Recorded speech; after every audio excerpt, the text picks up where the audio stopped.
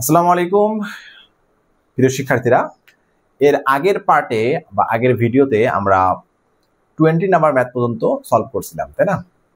1.6 এর এক্সারসাইজ 1.6 এর। তো এখন আজকে আমরা সলভ করব 21 থেকে। কত থেকে? 21 থেকে। দেখো 21 এ কি বলা আছে, এ টিচার মানে একজন শিক্ষক বোথ মানে কিনেছিল অরেঞ্জ এট টাকা 722.15 at the rate of টাকা 60.60 a dozen and distribute the orange among 13 of his students equally. How many oranges will each student get? অর্থাৎ এখানে বলা আছে যে একজন শিক্ষক তিনি আসলে 722.15 টাকার অরেঞ্জ কিনছে, অর্থাৎ এই টাকাটার মানে টোটাল এই টাকাটার অরেঞ্জ তিনি কিনছেন। হ্যাঁ, তো এখন যখন অরেঞ্জটা কিনছেন তখন রেটটা কি ছিল, অর্থাৎ হচ্ছে মানে আপনি যখন ধরো তুমি বাজারে গেলা, বাজারে গিয়ে বললা যে ভাই আমাকে 1 ডজন ডিম দেন, ঠিক আছে, 1 ডজন ডিম দেন।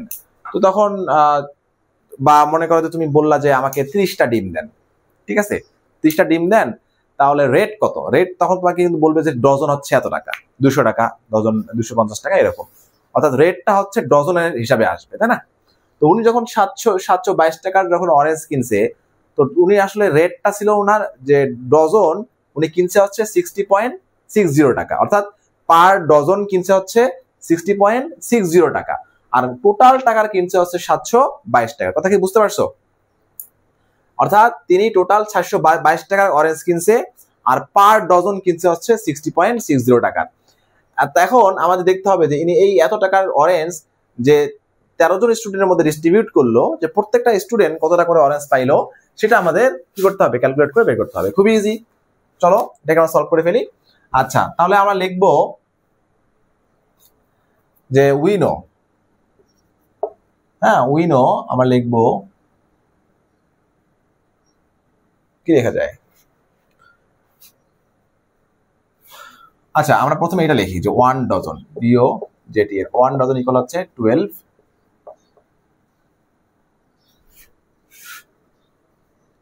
12 অরেঞ্জেস, না? ঠিক আছে, তাহলে আমরা এখন স্টার্ট করি যে এ টিচার, হ্যাঁ both at 60.60 টাকা, মানে একজন শিক্ষক তিনি 60.60 টাকায় অরেঞ্জ কিনছে কয়টা বলতো? 1 ডজন, আর সেই 1 ডজন টাকা আমরা লিখবো কতটি? 12টি, তাই না? ইকুয়াল হচ্ছে 12 অরেঞ্জ, 12 অরেঞ্জ। অর্থাৎ আমি ডাইরেক্ট লিখলাম 1 ডজন ইকুয়াল হচ্ছে 12 অরেঞ্জেস, আর এ টিচার both at 60.6 টাকা 12 অরেঞ্জেস, ঠিক আছে? তিনি আসলে এত টাকার মানে এত কিছু, ঠিক আছে? ওকে, বুঝতে পারছো সবাই? তাহলে 60.60 টাকা তিনি কতটা অরেঞ্জ কিনছে? 12টা। কোথেকে পেলাম? ওই যে 1 ডজন ইকুয়াল 12টা অরেঞ্জ, সেখান থেকে। এবার আসো আমরা দেখবো উনি 1 টাকায় কত, অবশ্যই আমাদের 1 টাকায় সেটা বের করতে হবে, তাহলে আমরা ওই টোটাল অ্যামাউন্টটা বের করতে পারবো না। তাহলে যখনই আমরা 1 কোন নাম্বারের নিচে 1, তাহলে আমরা 1 হিসেবে বের করবো, ইউনিট প্রাইসটা যখন বের করব তখন এই নাম্বারটা এই নাম্বারের সাথে ডিভাইড হয়ে যাবে, তাই না? তাহলে 12 ডিভাইড বাই হচ্ছে 60.60 অরেঞ্জ। ওকে, এবার আসো এই টিচার টোটাল কত টাকার অরেঞ্জ কিনছিল বলতো? 722.5 টাকা। টাকাগুলো আসলে সামনে হবে, আচ্ছা সমস্যা না, হ্যাঁ অ্যামাউন্টের সামনে টাকাটা দিয়ে দিবা। তাহলে এত টাকার কিনলে কি হবে? এটা মাল্টিপ্লাই হবে, কার সঙ্গে মাল্টিপ্লাই হবে? এই যে আমাদের একটার মানে 1 টাকার যে অ্যামাউন্টটা এটার সাথে মাল্টিপ্লাই হবে, তাই না? আলটিমেটলি মাল্টিপ্লাই হবে নিউমারেটরের সঙ্গে 722.5, দেখো তো নাম্বার ঠিকঠাক হয়েছে, ওকে, বাই হচ্ছে 60.60, ঠিক আছে? তো এখন এই নাম্বারটা ক্যালকুলেট করলে আমরা বুঝতে পারবো যে উনি আসলে কতটা অরেঞ্জ কিনছিল, তাই না?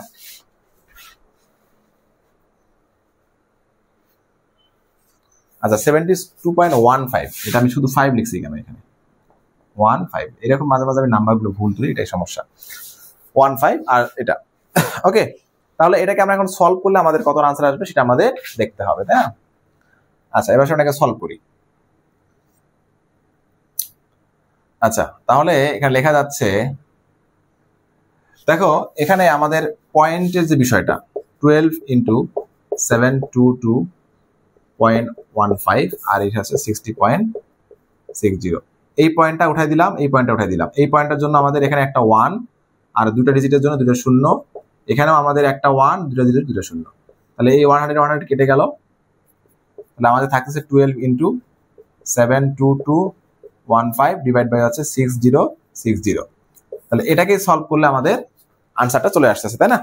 তো আমি এটা একটু ক্যালকুলেটরে ক্যালকুলেট করে দিচ্ছি, তোমরা মাল্টিপ্লাই করে ডিভাইড করবা। 12 ইন্টু 722.15 ডিভাইড বাই হচ্ছে 6060, ঠিক আছে, 143। তাহলে এটা আনসার আসছে কত? 143 অরেঞ্জ। তাহলে ওই শিক্ষক উনি আসলে 143 অরেঞ্জেস তিনি কিনেছিল, তাই না? আচ্ছা, তাহলে এখন এই 143টা অরেঞ্জ তিনি কি করছে? 13টা স্টুডেন্টের মধ্যে ডিস্ট্রিবিউট করে দিছে। তাহলে ইচ স্টুডেন্ট কতটা করে পাইছে বলতো? তাহলে আমরা লিখবো each student gate,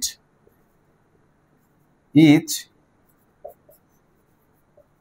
student get equal, তাহলে আমাদের এটাকে ডিভাইড করে দাও, 143 কে 30 ডিভাইড করে দাও, তাহলে কত আসবে? 13 কে 13 আবার 13, ঠিক আছে, তাহলে 11 অরেঞ্জ আসে ডিভাইড করলে, অরেঞ্জ, ঠিক আছে। তাহলে একজন করে স্টুডেন্ট পাইলো, হ্যাঁ, 11টা করে অরেঞ্জ, তাই না? তাহলে এটা হচ্ছে আমাদের আনসার। তাহলে আনসার হচ্ছে 11 অরেঞ্জ। বুঝতে পারছো? আচ্ছা, সলিউশনটা একটু দেখে নাও। এবার আসো আমরা একটা ইম্পর্টেন্ট ম্যাথ সলভ করবো, 22। দেখো 22 নাম্বার ম্যাথটা পরীক্ষায় আসে। এখানে কি বলা আছে? 0.15 part of the total length of a bamboo is in mud and 0.65 part in water if the length of the bamboo above water is 4 meter. এটা হচ্ছে 4 metre. What is the length of the whole bamboo? মানে হচ্ছে একটা ব্যাম্বুর 0.15 পার্টটা হচ্ছে কাদায় আর 0.65 পার্টটা হচ্ছে ওয়াটারে, আর এইটুকু মানে ওয়াটার এবং কাদা বাদে উপরে যে পার্টটা আছে এই পার্টটা হচ্ছে 4 মিটার। এই পার্টটা কত মিটার? 4 মিটার। তাহলে আমাদের ওই ব্যাম্বুর টোটাল পার্টটা বের করতে হবে। খুবই সহজ জিনিস। আমরা কি করবো? প্রথমে এই যে মাড এবং যে ওয়াটার যেটা আছে এটাকে আমরা অ্যাড করে দিব। অ্যাড করে আমরা 1 হোল পার্ট থেকে মাইনাস করে যে পার্টটা পাবো সেই পার্টটা হচ্ছে আমাদের এত মিটার। তাহলে 1 পার্ট কত মিটার আমাদের চলে আসবে, তাই না? তাহলে আসো আমরা প্ল্যান অনুসারে কাজটা করে ফেলি। তাহলে আমরা লিখবো যে total part of bamboo in mud and water. তাহলে আমরা এখানে কি লিখবো? Total part. তোমরা এখানে লিখতে পারো যে let total length of the bamboo branches bamboo is 1 meter. কত মিটার? is 1 meter. আচ্ছা না, এই যে 1 আর এটার উপরে অংশটা হচ্ছে 4 metre.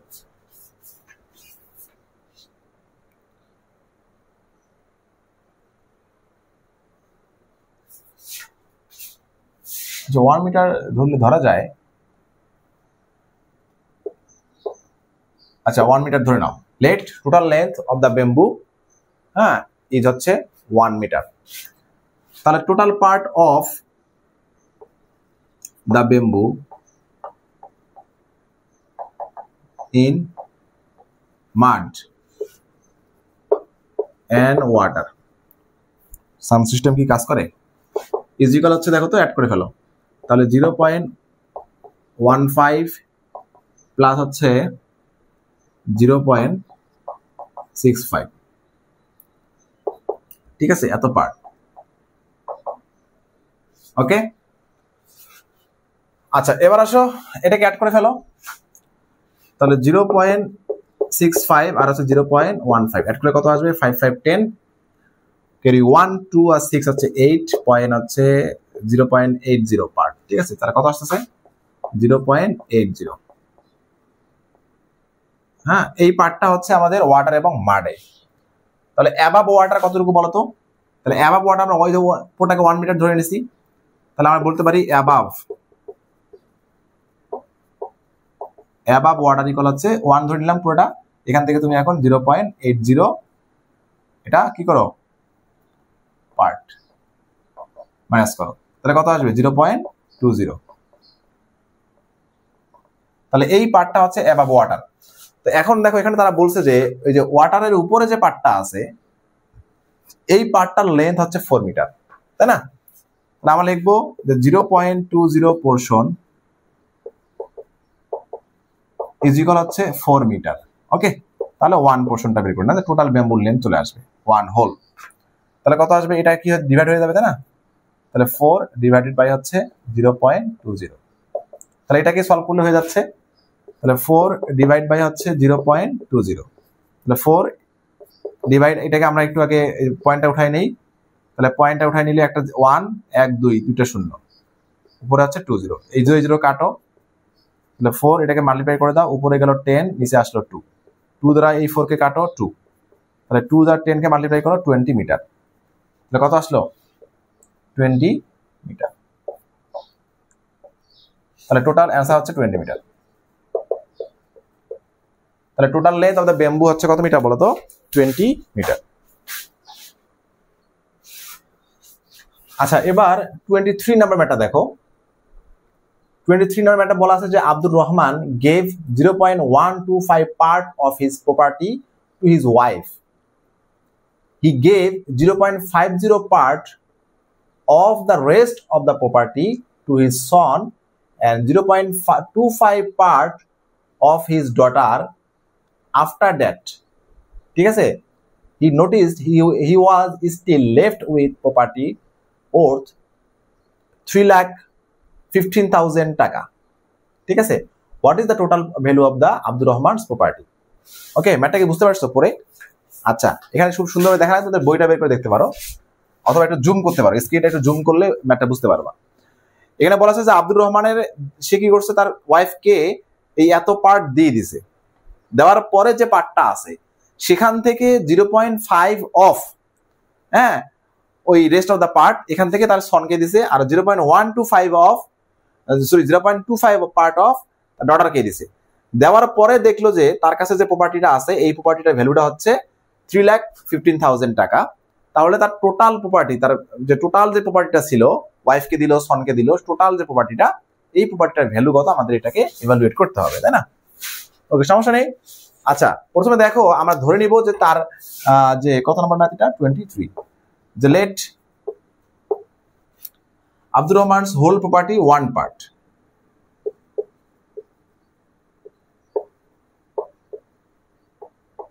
Abdur Rahman's whole property, property তো লেখা আছে তাই না? আচ্ছা, প্রপার্টি এর হচ্ছে 1 পার্ট। ঠিক আছে, 1 পার্ট ধরে নিলাম। আচ্ছা, তার ওয়াইফকে সে কতটুকু দিল? 0.125।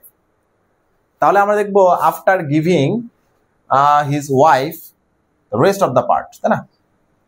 তাহলে দেখবো rest of the part after giving his wife is equal, তাহলে 1 পার্ট থেকে তাহলে মাইনাস করে দাও, কত পার্ট দিছে এখানে? 0.125 পার্ট, তাই না? তাহলে আমরা যদি এখন 0.125 মাইনাস করে দেই তাহলে কত থাকে? তাহলে এখানে থাকবে হচ্ছে, মাইনাস করে দেখবা 0.825 পার্ট 75 পার্ট থাকার কথা। দেখো তো ঠিকঠাক ক্যালকুলেশনটা আছে কিনা। 0.875 পার্ট, অর্থাৎ তার হোল প্রপার্টিটা যদি হয় 1 পার্ট, হোল প্রপার্টি যদি হয় 1 পার্ট, তার ওয়াইফকে দিল হচ্ছে 0.125 পার্ট, তাহলে তার ওয়াইফকে দেওয়ার পরে তার কাছে এখন যে রেস্ট অফ দ্য প্রপার্টিটা আছে সেটা হচ্ছে 0.875। আন্ডারস্ট্যান্ড? ওকে, এবার আসলে আমরা দেখবো তার সন এবং ডটারকে কিন্তু এখান থেকেই দিছে, এই রেস্ট অফ দ্য প্রপার্টি থেকে দিছে। ঠিক আছে, তাহলে আমরা চাইলে এই জিনিসটাকে একসাথে ক্যালকুলেট করতে পারি। যেহেতু এইখান থেকেই তার সনকে দিছে হচ্ছে 0.50, আবার ডটারকে দিচ্ছে 0.25, মানে বিষয়টা কি রকম?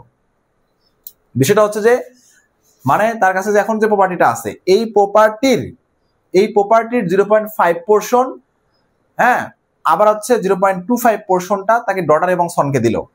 তাহলে আমরা এই জিনিসটাকে লিখতে পারি যে হি gave, হ্যাঁ, to his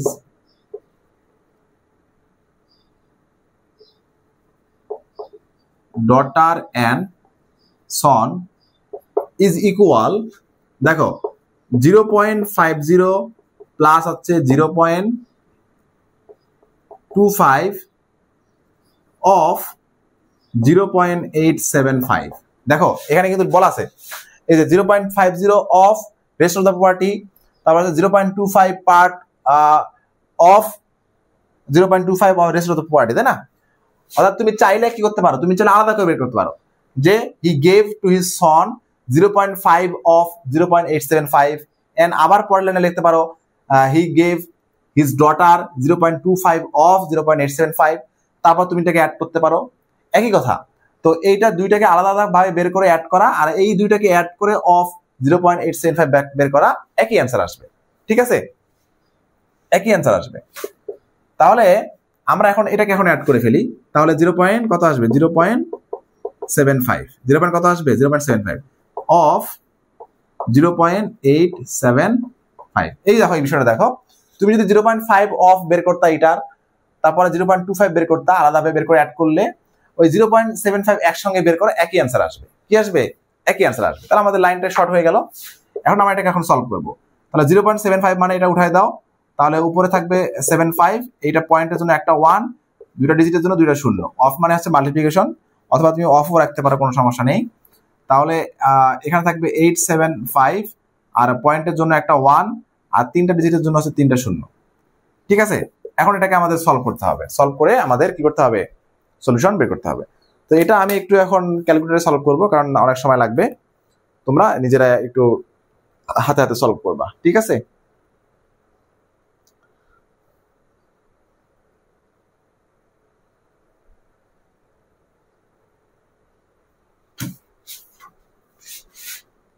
আচ্ছা দেখো আমি এখানে মাল্টিপ্লিকেশনটা ক্যালকুলেট করে নিছি।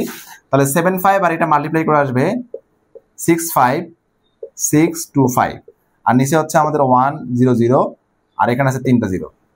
ঠিক আছে, 65625, আর নিচেটা মাল্টিপ্লাই করলে আমাদের কত আসবে, দুইটা 0, তিনটা 0, পাঁচটা 0।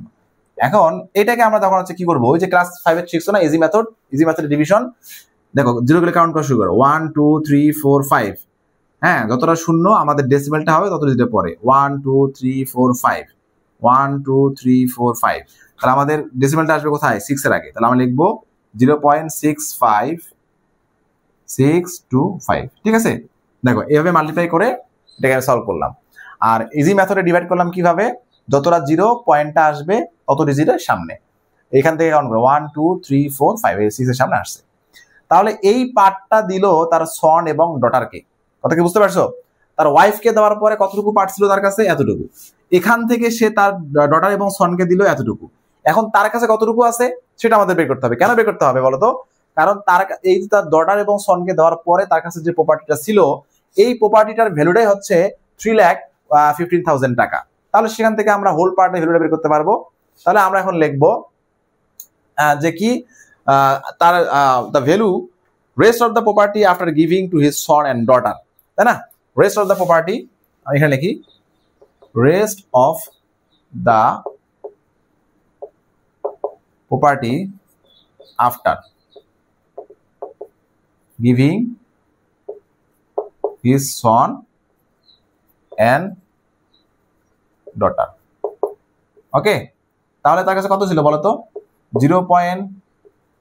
0.875 মাইনাস করে দাও হচ্ছে তার সনকে দাও, সন এবং ডলারকে দাও 0.65625। ঠিক আছে, তাহলে এটা মাইনাস করলে কত থাকবে? তোমরা নর্মালি মাইনাস করবে, আমি ক্যালকুলেটর দিয়ে মাইনাস করে দিচ্ছি। ওকে,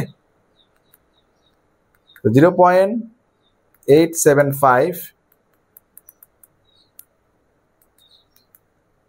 0.875 মাইনাস হচ্ছে 0.65625, তাহলে থাকতেছে 0.21875 এত পার্ট। ঠিক আছে, এত পার্ট তার কাছে থাকতেছে, যে এত পার্ট, যে এই পার্টটা এখন তার কাছে আছে। এখন এই যে পার্টটা তার কাছে আছে, এই পার্টটারই ভ্যালু হচ্ছে 3,15,000 টাকা, তাই না? তাহলে আমরা এখান থেকে হোল পার্টটা অবশ্যই ক্যালকুলেট করতে পারবো। তাহলে আমরা লিখবো যে নাও 0.21875 পার্ট ভ্যালু অফ, লিখতে পারো ভ্যালু অফ এত পার্ট ইজ ইকুয়াল হচ্ছে 3,15,000 এত টাকা। ঠিক আছে, তাহলে এখান থেকে তুমি যে হোল পার্ট বের করো, মানে তার পুরা প্রপার্টির ভ্যালু কত ছিল সেটা বের করি। ওই যে আমরা প্রথমে ধরছি 1 পার্ট ইকুয়াল কত হয় বলো তো? তাহলে এইটা এখানে ডিভাইড হয়ে যাবে, তাহলে 3,15,000, হ্যাঁ, তাহলে ডিভাইড 0.21875। ঠিক আছে, তাহলে এটা আমরা ডিভাইড করলে হয়ে যাচ্ছে। আমরা কেমন ডিভাইড করবো বলো তো? ডিভাইড করার নিয়ম হলো, আমরা প্রথমে এটার পয়েন্টটা উঠাই দিব। ঠিক আছে, তাহলে আমাদের থাকতেছে 3,15,000 ডিভাইড বাই হচ্ছে, দেখো এই যে এই পয়েন্টটা যদি উঠাই দেই 1 2 3 4 5টা শূন্য আসবে, তাহলে উপরে থাকবে হচ্ছে 21875 আর নিচে থাকবে হচ্ছে একটা 1 আর 5টা শূন্য, 3 2 5। এবার আসো এই মাল্টিপ্লিকেশনটাকে আমরা ডিভিশন করে দিব, 3,15,000। ওকে, তাহলে উপরে যাবে হচ্ছে 1,0,0,0 আর নিচে আসবে 2,1875। ঠিক আছে, এখন এই জিনিসটাকে ক্যালকুলেট করলে আমাদের আনসারটা চলে আসবে।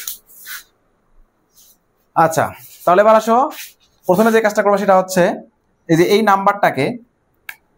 নাম্বারটাকে ডিভাইড করবো হচ্ছে এই নাম্বারটা দ্বারা, তাই না? তো তোমার নর্মালি ডিভাইড করবে, খুব ছোটটা ডিভাইড, সমস্যা নাই।